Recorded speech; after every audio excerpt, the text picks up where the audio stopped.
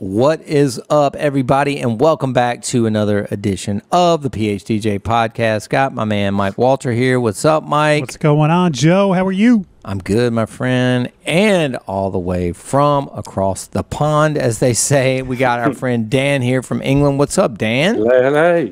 I'm good. Good. Nice to meet you both. Dan, remind me your last Nice name to be again? here. Nicholson. Dan Nicholson. And where are you in England? Like what? So I'm in Hertfordshire, just 10 miles or so north of London. Okay. So right, fairly central-ish. So do you play in London often? No, not really, actually. Most of your events are in the burbs? Yeah, Hertfordshire and the sort of surrounding counties. There's a lot of wedding venues, nice wedding venues. North London sometimes, but going into London can be a pain. Yeah. Like central London, you know, get the odd inquiry for like central London. And I think that's a common thing. Like we're only an hour outside of New York City. We rarely go in, and it's a pain in the ass. Yeah.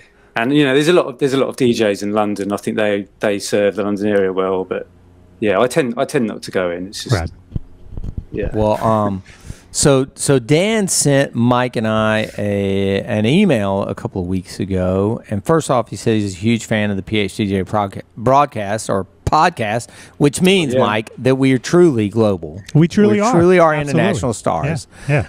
If Dan knows about it. That is the way to get us to read your email. If you start out by talking about what a big fan you are, we will definitely read your email. Yeah. I got recommended you by another English DJ. Oh yeah. Who's that? Shout out to Mike Reddins. He's another. Yeah. Okay. Thank you, Mike. Mike? Yeah. Thank you, Mike. I mean, we're huge in England, bro. We should go on tour. That's right. Yeah. And he was saying that their time, it was an episode, I think, where Mike and I were talking about our timelines, right? New Jersey versus North Carolina. That's right, yeah. And Dan was like, let me chime in here. And I was like, hold on a second, man. Like, I like your email, but like, this is better. What do you say, Mike? Save it for the air. Save it for the air. Save it for the air. Save it for the topic. air. Yeah. So let's talk about it, right? Like, let's get into it and break it down like a kind of how things go for you over there, and really rewind it all the way kind of to the starting point. Yeah, because I read through what you sent us, and to me it sounds insane. It sounds like I read the email job. And I'm exhausted. I took a nap. Yeah, I'm exhausted. Right. So give us your typical on a Saturday. Yeah. What is your typical timeline for a wedding? Yeah. So first of all, typically for me, I mainly just do evenings, like kind of party 7 onwards, and a lot of the DJs in England are like that. I know you guys, you know, do the day. You tend to do the whole day, don't you? And I do that. And there's some DJs like Mike, who I just mentioned. He'll try and sell his all day. Okay. You know, providing ceremony music. Sure. So do us a favor, just because the readers don't have the listeners don't have your email. Go through the timeline of the day and then talk about where you come in. Like okay. If I was a guest at a wedding, you know, in London or north of London, what does my day as a guest look like? Ceremonies are usually between 11 o'clock in the morning and 3 in the afternoon, not usually any later than that. The most common time I find is 1:30. Okay. There seems to, I don't know if it's just like a Hertfordshire county thing where I am, but where there's sort of set times, but usually popular time is ceremony at 1:30. Interesting. Half an hour ceremony. If the wedding's at a church first, it can put things back a bit. Like the ceremony might be 15 minutes longer, and then they've got to travel over to the venue.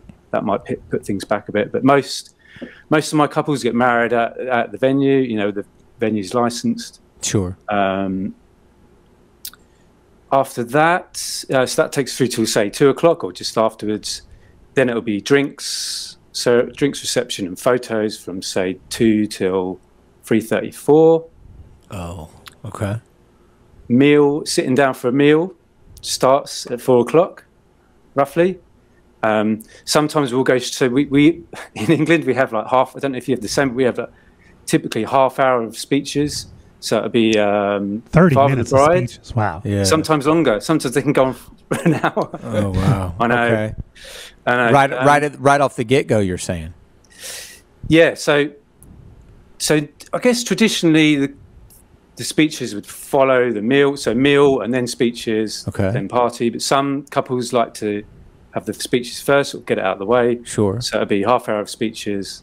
Father of the bride, groom, best man, typically, and then 3-course meal, or like some, quite often 3-course meal, but sometimes it might be barbecue served still in the sit down sort of way. Sure. So that takes us through so with the speeches, it's usually about 2.5 hours.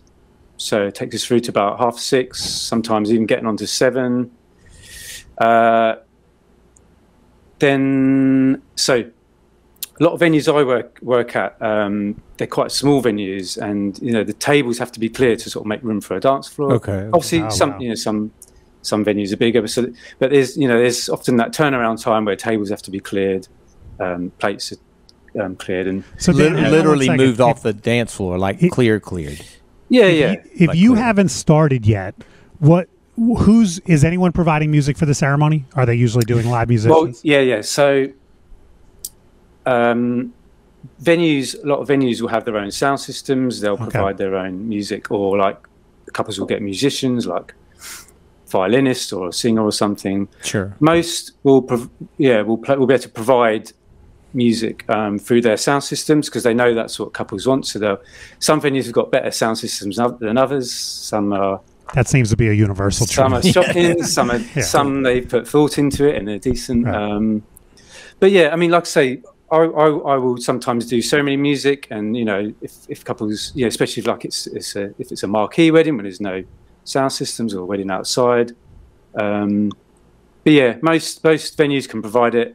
And like I say, some other DJs will offer like the sort of whole day, the whole day service.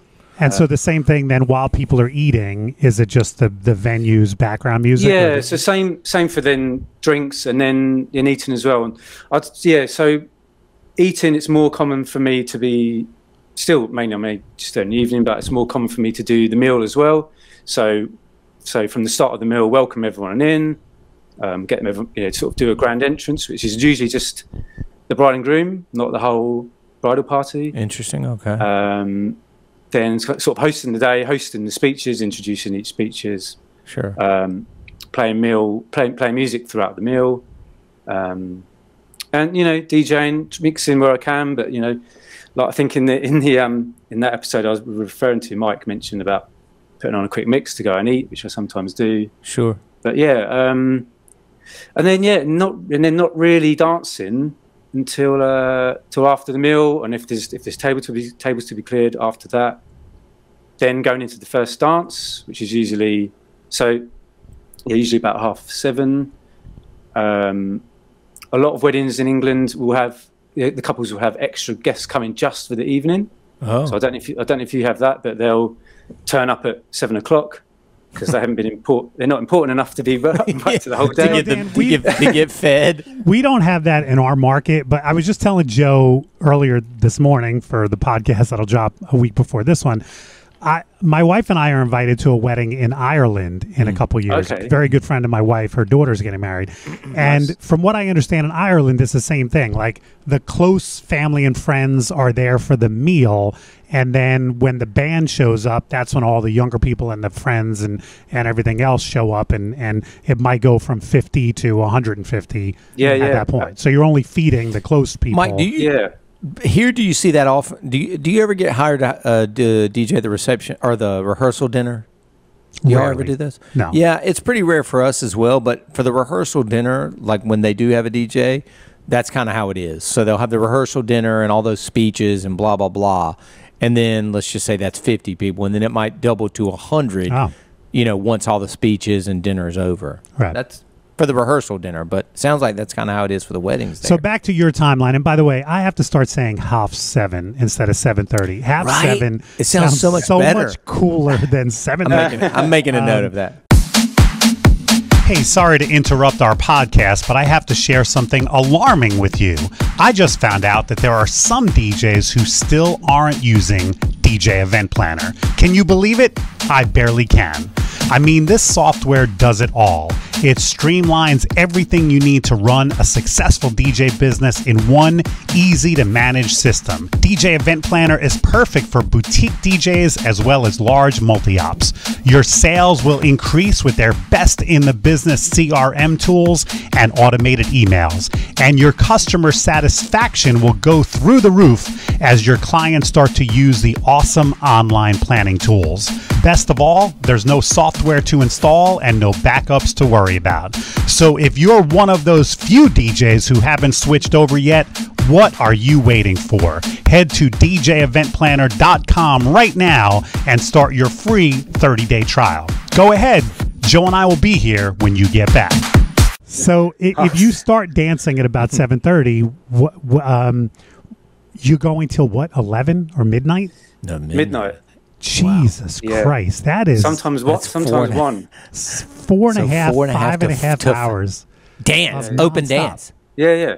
So we'll kick it off with the first dance. Sometimes it'd be kind of, especially if there's evening guests come in. I mean, just to go back to that, some venues, if they're bigger and because usually it comes down to sort of numbers and budget. They can only seat 100 to eat, or the couples can only afford to feed 100, so the rest will come in the evening. But sometimes they're all there all day. But yeah, sometimes, quite often, a bunch will turn up at 7ish. So yeah, 7:30 we go into, or 7:30. No, say half usually 7. It sounds so much cooler. We're not trying to change you. We're trying to change us. Yeah, exactly. Yeah. We'll go into, so I quite often organise a grand entrance there. So getting everyone back into the room, the couple waiting outside, inviting them into a song. Big round of applause for Mr. and Mrs. They come in. We usually go straight to the cake to cut the cake, unless it's been done earlier, but not quite often it hasn't been. So we'll do the cake cutting in the evening, then immediately followed by first dance. So I make sure everyone's gathered around for the grand entrance cake first dance. Nobody misses it. Now and again, I'd probably say like 30% of the time there'd be a bride and her father dance following the first dance, but more often than not, no. And then straight into party time at 7:30, 8. 4.5 hour dance set. Through till midnight. Some venues have to say 11:30 cut off, but usually it's midnight, sometimes till 1 o'clock. you would come here to the States, and at your job you would be like, this is like a half a day compared to what I'm used to. This is so easy. Yeah, I mean, we literally get maybe 2.5 hours of dancing at our events, and that's not even in a row. That's some of it before dinner, some of it after dinner, broken up by cake cutting, an hour set at the end. Oh really? Yeah, even I don't combined, envy. hours. Yeah, I don't envy. That's a lot of work, man. You have to have deeper crates than most, and a lot more. It blows my mind. Yeah, it's pretty amazing. Yeah, it feels, I don't know. It's what you're used to. Sure, it feels normal to me. Yeah, that's true. Yeah. We need to have people on, Joe, from every market, because I from what I understand, people in the Midwest, it's very common to do like 7 or 8 hour parties. Yeah, I was about to say. I think I was going to say either Midwest or like Minnesota, or even like just over the border. I know it's Canada, but I can't remember where. People have told me that they have these kind of marathon open dance things. Yeah, I remember somebody telling me once their marketing line was, I'll get your guests to stay till the end.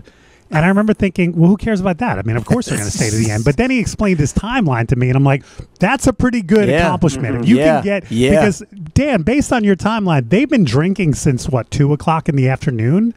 Yeah, so 10 hours. I mean, I know the English can handle their booze, but that's a long time of just pounding alcohol. 10 hours. And then finally dancing. Wow, that's and then there is. It's really good if everyone stays to the end. It's quite often not the case, especially elderly guests will go a bit earlier. Right. People having to get with kids and whatever, and if there's still half the crowd left in the last hour, that's kind of pretty good, really. So let me go backwards for a second. So would you say it is common then for that second group of people to show up? Or is that the norm, where that second batch of people shows up? Because I can see that being like fresh legs and kind of re-energize the room a little bit. Yeah, that's true. That's true. And they've got to catch up drinking. With right. But is that pretty common? It is. It is. Okay. I'd say probably over the last 10 years, to me, it feels like the numbers have got less are coming in the evening. Okay. So more will be invited to the day. Sure.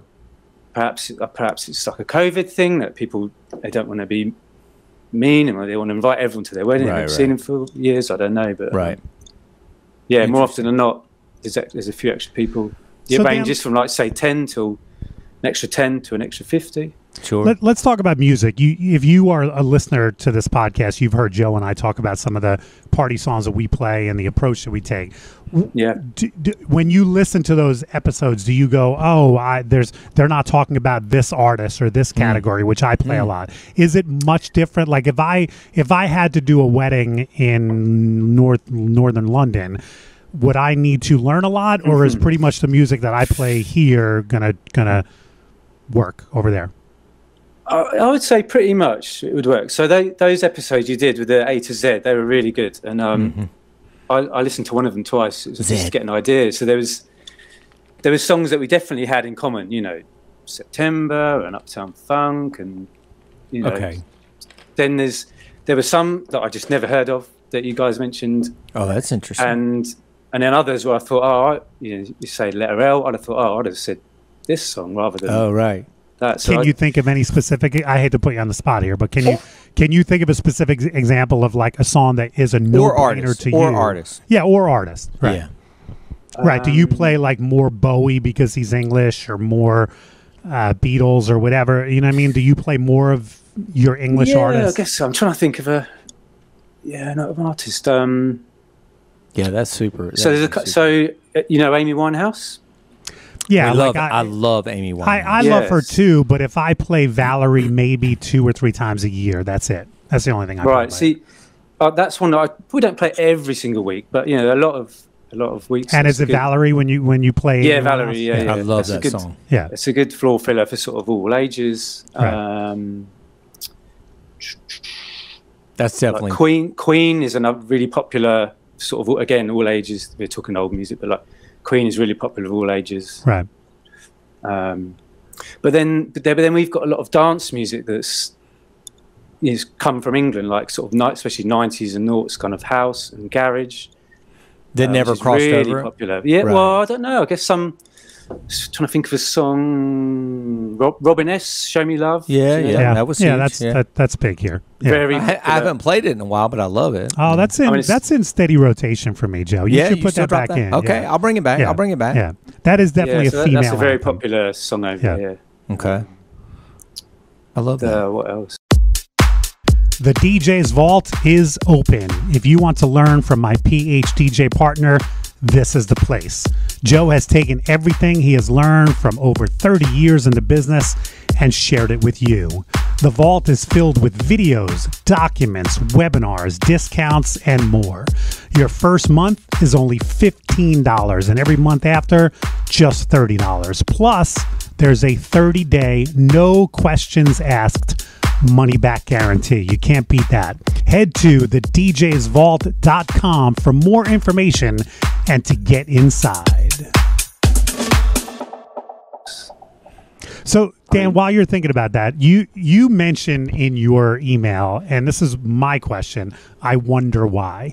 Like, I wonder why different timelines and traditions from here, I mean, even Joe and I are not nearly as far away as you are, but it's different down in Raleigh than it is here. It's different in Chicago. I wish I could understand why, as we migrated around the world, how different. I mean, I feel the same way about accents. I've never understood, you're obviously, you don't have the accent because you're English and that's where English comes from. So what happened when people got on a boat and came to the States and then stayed in New York City and that accent developed and then moved down to South and y'all developed, and Joe, the way Joe pronounces 10, like I've never understood. It's all the same language. Why is it spoken differently in different parts of the world? It's unbelievable. Yeah. But hold on, I do have one input on this particular timeline thing. Go. I think, and Mike, I know that some people do get married that early here, but they're Catholics, and so there's only 2 times you can get married in the Catholic churches here, and there's only a few, right? And I think it's one, so it's after, I guess it's before Mass, so they're only going to let you do it at 1 or maybe later at night. So I'm assuming, and I may be wrong, that there are a lot of Catholic churches in and around England. So maybe that's why it started early. But see, normally here, if they take the 1 o'clock slot, they do like a 3-hour break. And then the reception would start at, let's say, 4:30 or 5. Have 4 or 5. and it wouldn't go 1 to 1, basically. You know what I'm saying? So that's the only thing I can think of for why that may have been that early thing. But Americans take this 3-hour break, right? Where there's English really nothing structured. Usually, if you're a guest, you go back to your hotel room or back to your house. You know, I've gone to weddings years ago in my non-formal clothes because I'm sitting in the back of a church, and then gone home and gotten ready and then shown up at the reception in my suit. But, I mean, the way Dan has laid it out, the couples do something for their guests all day long. Yes. Which adds to the alcohol consumption. That's the part. When I read this timeline, I'm like, damn, these people are drinking early. The bar bill. Yeah. Yeah. Well, Dan, is that year round? I mean, I'm assuming there's a season there, right? Or do you do most of your weddings between X and X months? You know? Yeah, I'd say April to October, November. Okay. December, less. Do a couple of weddings, but I do some Christmas parties. Then January, February, March, it's a bit quiet. Starts to ramp up. Okay. So we're obviously very similar. Yeah, it's similar. Yeah, but the church thing is probably, I'd say, there is a lot of churches in Church of England and Catholic churches, and probably 50 years ago, I imagine nearly everyone got married in a church. That's true. And went to a village hall afterwards for a party, and maybe it's come from that maybe.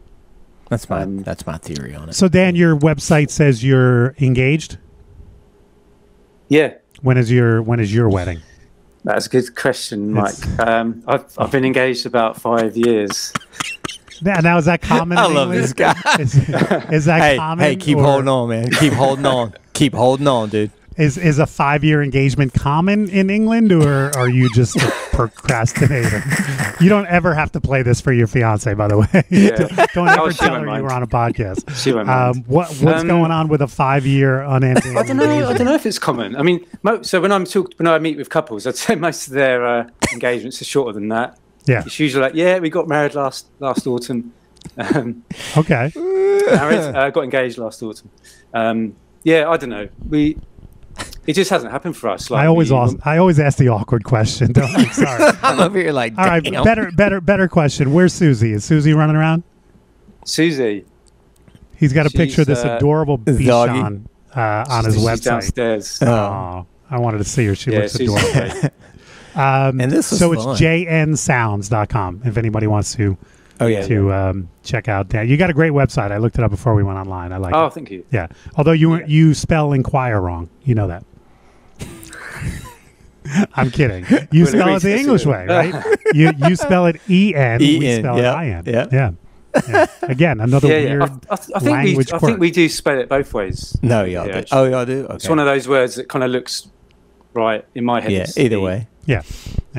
We're busting your balls, man. Man, well, I any other final words, Dan, before we sign off? And thank you for being here, by the way. This was super enjoyable. My pleasure. Hopefully, I just wanted to ask. We'll do some more. Yeah, go ahead. I'd love to. Ask away. So those kind of, I think the main differences is like your ceremony being later, and then dancing, or the first. So they come on in.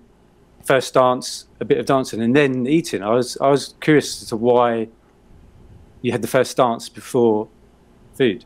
Only because we do it the other way around. I'll go first. I'll just say, my thing is, when I introduce, whether it's the wedding party or just the couple, and everybody's cheering and standing, and I've got their attention. you know, I've got this rapt attention. And if they'll, you know, the couple's the last people into the room, everybody's standing up, everybody's excited, and they go right into their first dance. I don't have to herd the cats, as you know. I don't have to wrangle everybody to watch this. They're already standing up. They're already excited. They're already going to watch it. And so I always encourage during the consultation, walk in and at the very least do your first dance. If you're going to do parent dances, we can put those later, but that's just my 2 cents on why I have it there. I would add to that. I think that's a great point, but I would also add to that. I think a lot of the mentality is no one's allowed to dance until the bride and groom do their first dance, and so I want to, you know, if that's the cork in the bottle, I want to open it up. Pop so it. Now I want So now at any point, I mean, I have parties sometimes where they're eating salad and some people are dancing, but that might not happen if the bride and groom hadn't done their first dance yet. So I want that part out of the way, not out of the way in a bad way, but so that I can open up the dance floor guilt-free. That's like a tradition here, Dan. Like you're not supposed to. Yeah. Which doesn't really make sense because when you say first dance, it really just means the bride and groom's first dance as husband and wife. It doesn't necessarily, but I think a lot of people hear that term first dance and think, oh, well, so no one's allowed to dance until that first dance. You know, like the verb. I actually had someone, like a guest, come up to me recently, and she sort of said, "Are we allowed to dance before the before they do?" And like, you know, it's like, you can do what you want. But again, if I was looking at 8 hours, I would probably wait a little while too. But you know, in my timeline, I've only got 4 hours. Introductions are usually, you know, 15, 20 minutes late, so that has already cut into that. I want these people to dance as much as, if I were you, I'd be looking to stretch things out as much as possible as well. Yeah. You know? I think because we have the 4 or 5 hours of dancing, it's like kicking off the party with the first dance, and then kicking off the party straight after the first dance. That's right. Yeah. Slow song for the first dance, straight into a banger. Right. So many couples say, I don't know if you get this, but so many couples will say to me, "Can you invite our guests to join us halfway through the first dance?" Yeah. We get that. So halfway through, everyone will crowd on the dance floor. Then the next song, great dance song. Now you have a packed dance floor. Yeah. I had a wedding on Friday night, and my photographer said, "Hey, can we take a group picture?" And I said, "Absolutely." Right after dinner, I got everybody up on the dance floor, group picture, and then went into a great dance song because I already had everybody out there. So we're going to just put them back down and then get them back up. So, you utilize opportunities like that. I love it, man. Yeah. Well, Dan, thank you again. Thanks for being on. This was fun, man. No, my pleasure. My pleasure. Thank you. Thank you, man. Thank you. Mike, great to see you. Everybody, thank y'all for listening, and we'll be back again next week. Ciao.